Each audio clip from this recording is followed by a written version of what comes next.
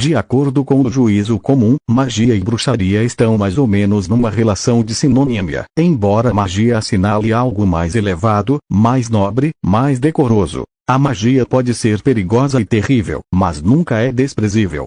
Merece nosso desprezo somente na medida em que se revela ser engano ou mentira, o que, no entanto, acontece muitas vezes.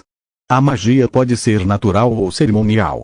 Essa instituição é muito antiga e se destaca desde o século XIII, ou seja, desde que alguns pensadores cristãos, muito zelosos na defesa de sua própria ortodoxia, mas também, ao mesmo tempo, interessados naquela ciência da natureza que possuía tantas relações com o pensamento mágico, quiseram separar, com muito cuidado, uma magia natural, dirigida apenas à investigação do universo, e uma magia cerimonial, caracterizada pelo emprego de meios e cerimônias idôneos para invocar os espíritos.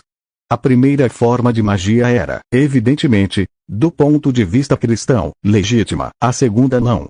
Os pensadores que introduziram e ampararam esta instituição foram homens como Alberto de Colônia, o mestre de Tomás de Aquino, Roger Bacon, Ramon Llull. Mas, na verdade, os investigadores modernos puderam demonstrar que tal distinção fica no nível teórico e que, na prática, na própria magia natural, havia muitos elementos cerimoniais. Zambelli, 1973. Isto ficou mais claro no Renascimento, com exemplos de sábios como Marcílio Ficino, Nostradamus, Paracelsus, Agripa de Netechem. Porém, sempre segundo o juízo comum, a magia natural e mesmo a magia cerimonial não tem nada a ver com a bruxaria. O discurso é diferente se usamos outras distinções, na verdade menos antigas e autorizadas, mas infelizmente difundidas hoje em dia, da magia branca e magia negra, por exemplo, que nasce de muitos equívocos. Ou aquela, muito empírica, da alta magia e da baixa magia baixa, seja no sentido de vulgar, material ou de terrena e mesmo demoníaca. Na verdade, todas estas distinções têm uma raiz nobre. Trata-se do De Civitate Dei ou do Divinatione Daemonum de Santo Agostinho, obras nas quais, com forte sentido polêmico contra os gnósticos, ele discute a distinção gnóstica entre duas formas de invocar os espíritos e de dominar, através de sua sabedoria, a natureza, ou de conhecer o futuro com a sua ajuda. Estas duas formas são, em grego, a teurgia, arte de atuar com os deuses, e a goeteia, arte de atuar com as coisas da terra, da matéria.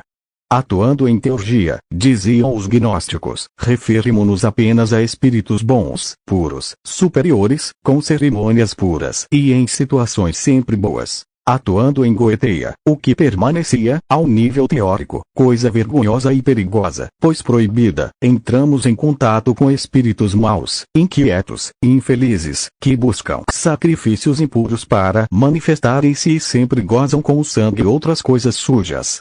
Com esses espíritos só se atua quando se quer fazer o mal. A resposta de Santo Agostinho aos gnósticos sobre esse ponto coincide com a fundação da demonologia cristã. Esclarecendo que a goeteia é, sem dúvida, ciência diabólica, Agostinho demonstra que a teurgia também o é, porque os únicos espíritos que querem entrar em contato com os homens, sem a ordem de Deus, são espíritos maus. Podemos, de toda maneira, aceitar a visão comum, que faz coincidir baixa magia e bruxaria.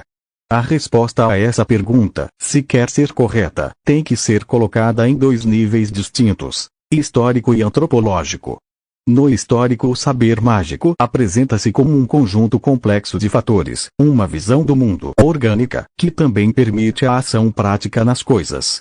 Há, sem dúvida, na fenomenologia do ato mágico, rituais que se podem aproximar da feitiçaria ou da bruxaria, mas a distinção está, seja no método, seja no plano da sabedoria e do conhecimento.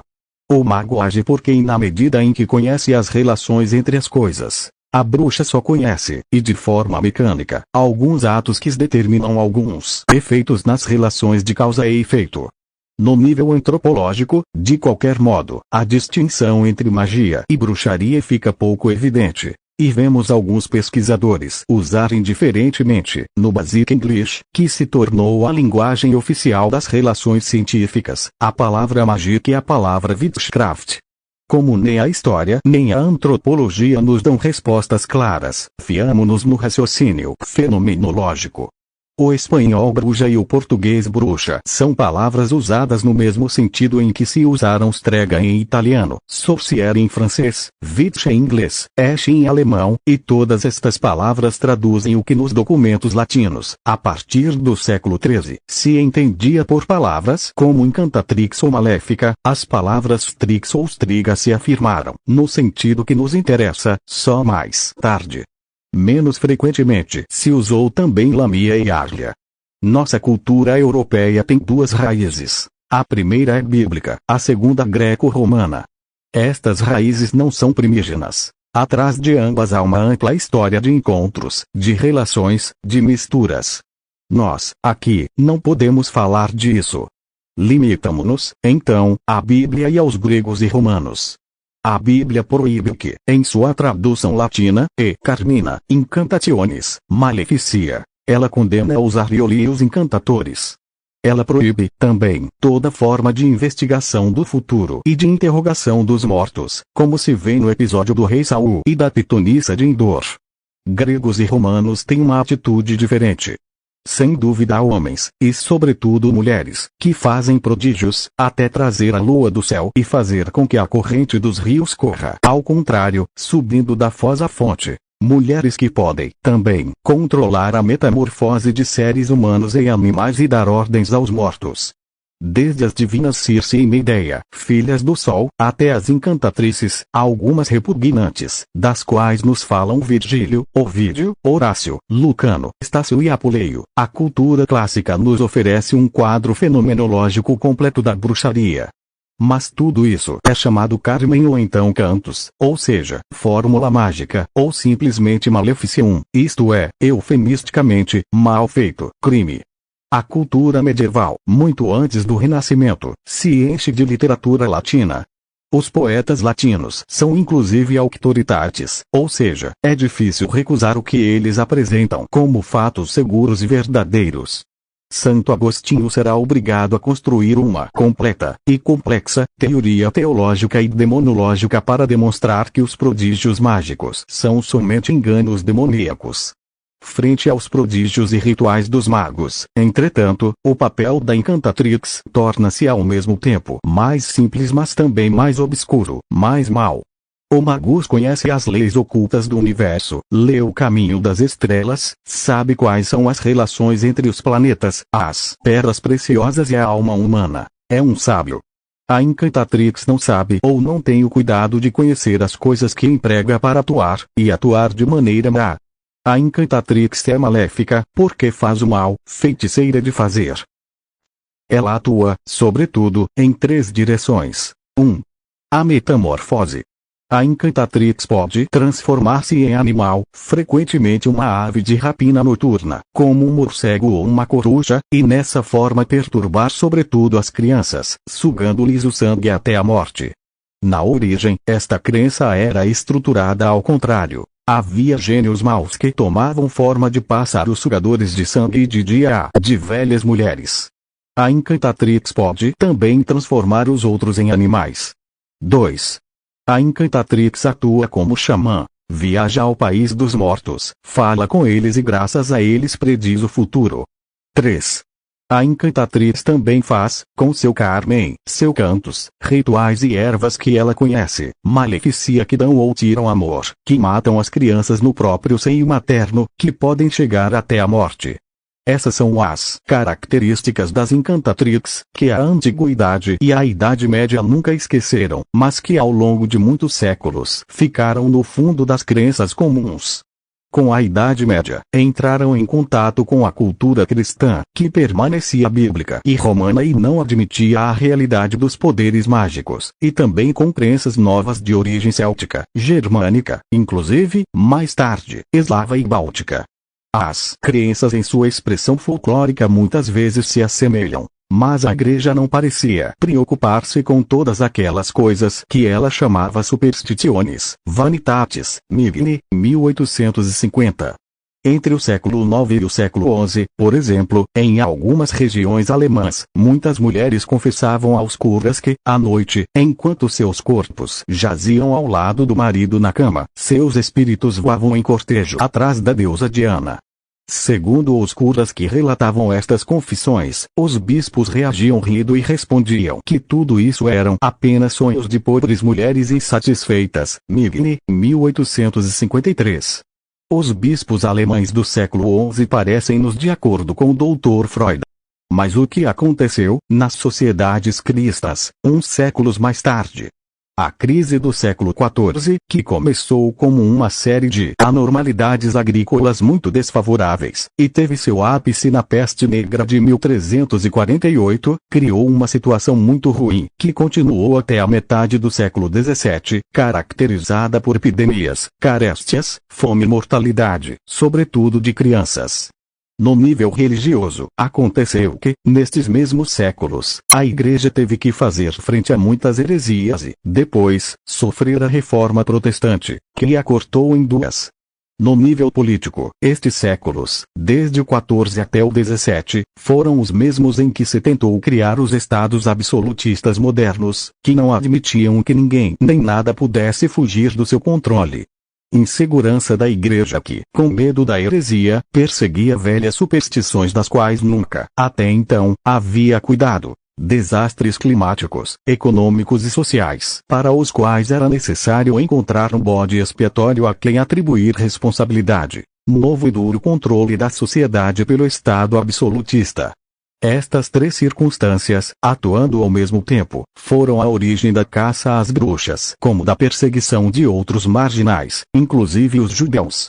No primeiro momento, como se vê muito bem nos tratados inquisitoriais de Bernardo Guy de Nicholas e Merich, que são, os dois, do século XIV, o problema era ver se as bruxas, mas havia bruxos também, podiam ser consideradas heréticas. Como para a Inquisição o mais importante era a heresia, as superstições em si não eram assunto seu.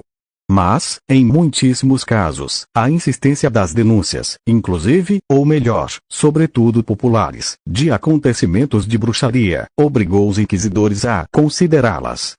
As acusações mais frequentes eram de assassinato de crianças, de feitiçarias feitas, também, com o uso de coisas provenientes desses assassinatos, por exemplo, toucinho de crianças pequenas, de profanação de hóstias consagradas. Mais ou menos desde a metade do século XIV começaram também as acusações de congressos especiais a que as bruxas chegavam transformadas em animais mágicos, sobretudo bodes, e onde se cozinhavam e se comiam carnes infantis e se mantinham relações sexuais promíscuas, inclusive com o próprio diabo. Essa prática presumida acabou denominando-se sabbat, desenvolvimento do voo mágico, do qual, no século XI, haviam rido os bispos da Alemanha, Ginsburg, 1990.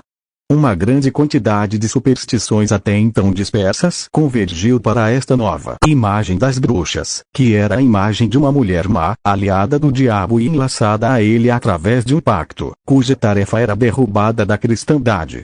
Foram os teólogos do século XV que aperfeiçoaram os elementos que ainda faltavam à imagem definitiva da bruxa, o pacto com o diabo e a realidade dos poderes mágicos.